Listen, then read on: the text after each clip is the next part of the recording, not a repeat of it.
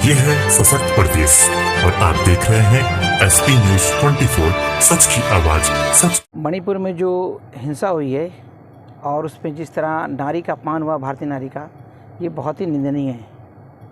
ऐसी घटना हो रही है जब भारत में सत्ता में बैठी हुई बीजेपी कहती है कि वो राम राज लाएगी, तो क्या राम राज में महिलाओं के साथ ऐसा अत्याचार होना चाहिए?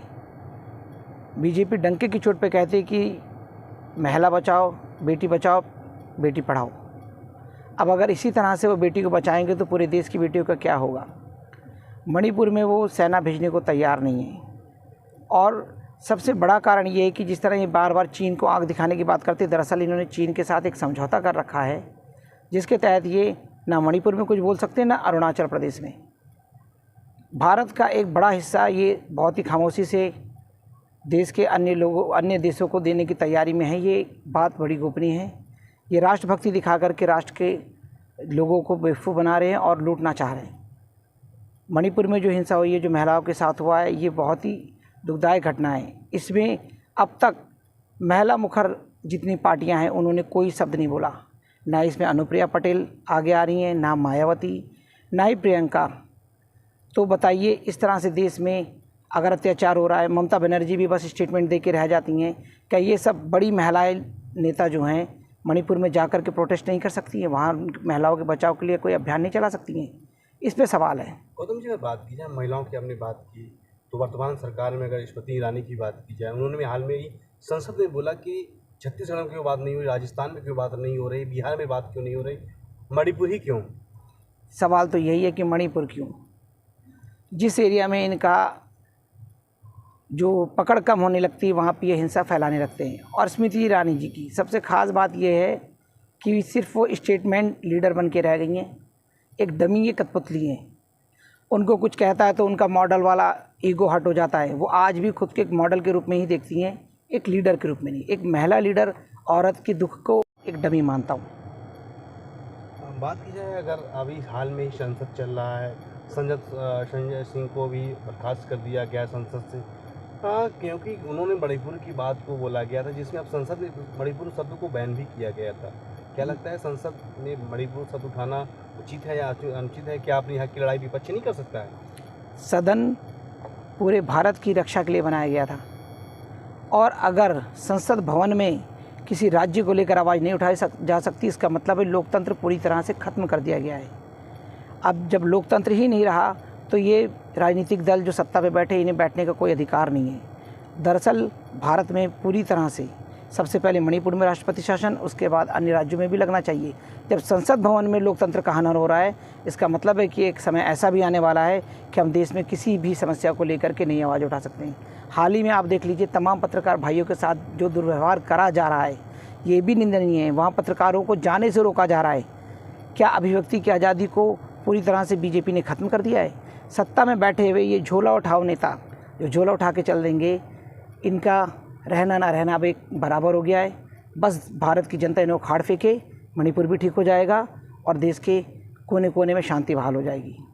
अगर बात की जाए गौतम जी, लगातार जैसे हमने बोला कि मणिपुर से उखाड़ फेंकी जनता 2024 की, अब लड़ाई तो 2024 को लेकर है। विपक्ष और पक्ष दोनों में बड़ा मनमुटाव भी चल रहा है। अभी एनडीए वर्सेस इंडिया कर दिया गया है, जिसमें काफ़ी लोगों को इंडिया वर्सेस में आपत्तियां भी हुई कि इंडिया नाम रखने से कोई जीतेगा नहीं, जीतेगा तो इंडिया है। देखिए, ये नाम का जो कार्य हो रहा है जिसमें एनडीए और इंडिया, जाहिर सी बात है कि अगर इंडिया नाम रखा तो सम्मान का विषय है। जहाँ पे हम भारत देखते हैं वहाँ पे एक सम्मान का विषय आता है। एनडीए तो बहुत सालों से था, और आज एनडीए को शासन दे करके हमने क्या करा? आज देश को दुर्दशा में पहुँचा दिया लोगों ने। इसीलिए इंडिया को एक बार मौका दे के देखेंगे। संभवता है कि हमारी पार्टी भी इंडिया को सपोर्ट करेगी और इंडिया के साथ कंधे से कंधा मिलाकर आगे बढ़ने की कोशिश करेगी। तो गौतम जी, लगातार आदर्श ग्राम पार्टी जिस तरह गरीब वंचितों की पार्टी है, हाल में अगर बेटी बचाओ बेटी पढ़ाओ बेरोजगारी में बात की जाए तो आप किस नज़र से देखते हैं? उत्तर प्रदेश सरकार में हो या केंद्र सरकार में, लगातार रोजगार और नौकरियों की देने की बात की जा रही है, क्या लगता है? बीजेपी एक प्राइवेट लिमिटेड कंपनी है। बीजेपी ने सत्ता में आने के बाद सबसे पहला काम प्राइवेटाइजेशन करा। वो लोग आज पछतावा करें जिन्होंने सरकारी नौकरी और सरकारी कर्मचारियों पे उंगलियां उठाई थी।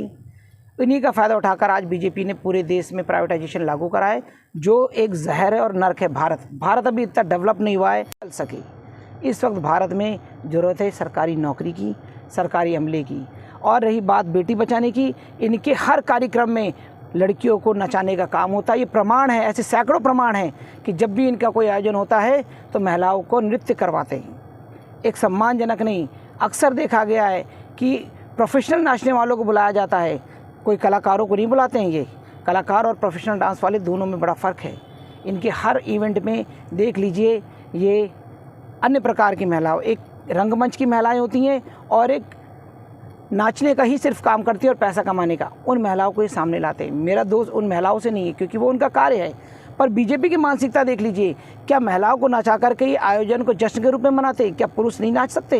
क्या पुरुषों के नाचने के लिए आयोजन नहीं कर सकते? क्या बच्चों के लिए नृत्य का कार्यक्रम नहीं कर सकते हैं? ये सिर्फ महिलाओं को नचा करके जश्न मनाते हैं, जो कि एक, मैं शब्द कहना चाहूँगा कि क्या महिलाओं को नचा के इन्हें आनंद मिलता है? क्या बीजेपी यही चाहती है देश में और वही कर रही है? ये सवाल मेरा पूरे भारत के नागरिकों से है।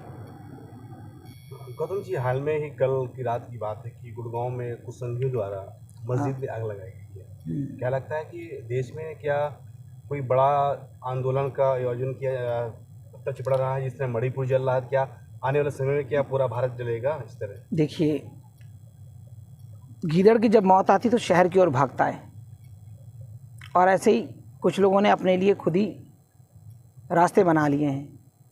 बीजेपी को पता है कि अब वो सत्ता में बिल्कुल नहीं आने वाली, क्योंकि भारत का बच्चा बच्चा रोम रोम में कहता है कि बीजेपी को देश से हटा दो, भले ही कोई पार्टी आ जाए पर बीजेपी ना आए।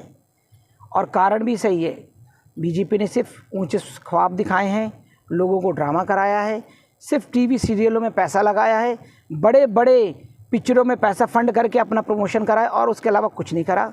देश के लिए भौतिक तल पे कुछ नहीं करा। आज भी अगर आप देख ले तो राम मंदिर के नाम पे ये पैसा वसूल रहे हैं, बल्कि राम मंदिर के लिए इतना पैसा आ चुका है कि जहाँ पर देश को अब वहाँ पर पैसा देने की ज़रूरत नहीं है।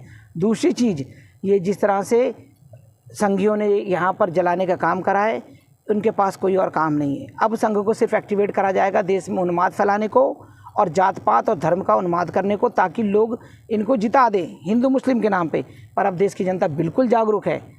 आज भारत की सब लगभग 90% जनता बोर हो चुकी है इनके हिंदू मुस्लिम के विवाद से। अब वो चाहती है राष्ट्रवाद, तरक्की, नौकरी, महिला की सुरक्षा और शिक्षा। आदर्श संग्राम पार्टी भी चाहती है कि देश में ये सब बहाल हो और बीजेपी जड़ से उखाड़ दी जाए।